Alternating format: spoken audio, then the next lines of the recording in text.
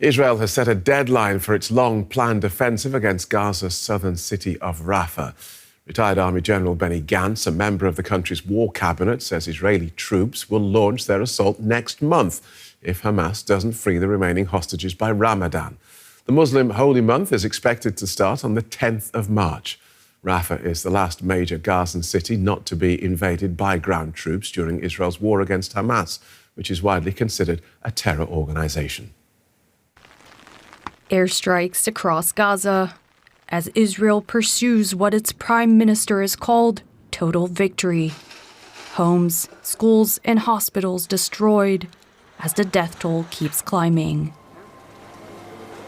They are all civilians. There are no military personnel or anything. We send our message to the world, and our message to the Israeli government and the Hamas government in Gaza is please stop the war. Enough war. Israel's ground offensive has extended to raids on multiple hospitals, aggravating the already dire humanitarian situation. A doctor at Nasser Hospital in the city of Khan Yunis described the moment he realized an Israeli army raid was happening. It was like chaos, everybody running there and there. So I realized that it is invasion of IDF as I started hearing some dogs at the hospital yards, and actually, they destroyed the back wall of the hospital and released their dogs. Israel claims its targeting of hospitals is legitimate because Hamas allegedly operates within them. Its military released this video set to show weapons found inside cars close to the Nasser hospital. Soon, the ground siege could be extending all the way to Rafah, despite international concern over Israel's plan to invade the last city in Gaza that hasn't seen major ground fighting. Benny Gantz, a member of Netanyahu's three-member war cabinet, said Israeli troops would launch their assault next month.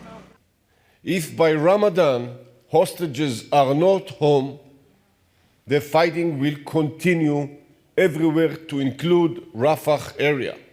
The Muslim holy month is expected to begin around the 10th of March.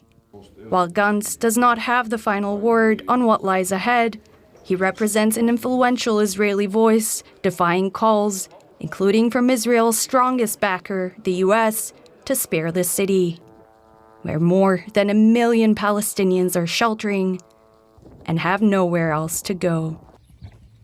Mairav Zonszein is senior Israel analyst at the International Crisis Group. She joins us from Tel Aviv. Welcome to DW. What do you make of this deadline Israel has announced for its Rafah offensive?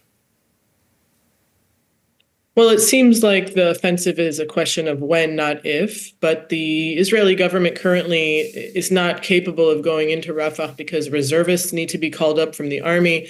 And as Netanyahu has said, they would have to create some kind of evacuation of over 1 million Palestinians in Rafah right now. So it's not something that could happen soon.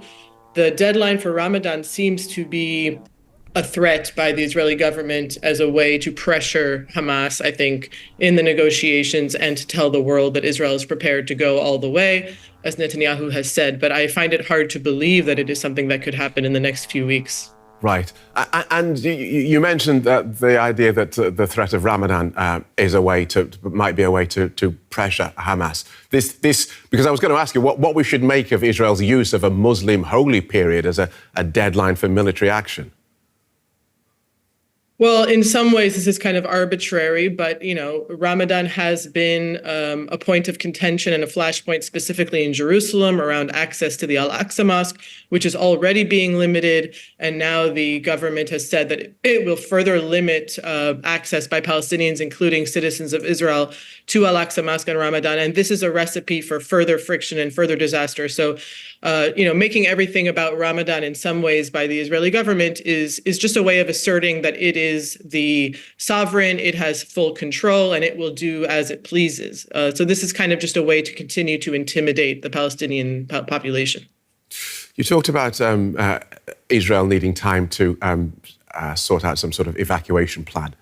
They do appear to have heeded international critics and said that an evacuation plan will happen. But one wonders, in a place as crowded as Rafah is, and with the rest of the Gaza Strip so utterly annihilated, is any sort of evacuation plan credible? No, I don't think it's credible. And as we have seen, even the places that are considered safe spaces in Gaza are not actually safe. And I think it's, common sense and logic that in a place that is already so crowded and besieged and is under constant bombardment, it's almost impossible to properly evacuate civilians. There, as you said, there's almost nowhere to evacuate them to.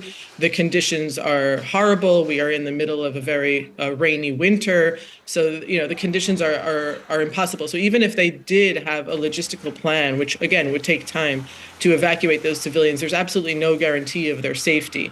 I mean, even the humanitarian aid, once it gets in, it's almost impossible to deliver it properly because of the situation of the warfare.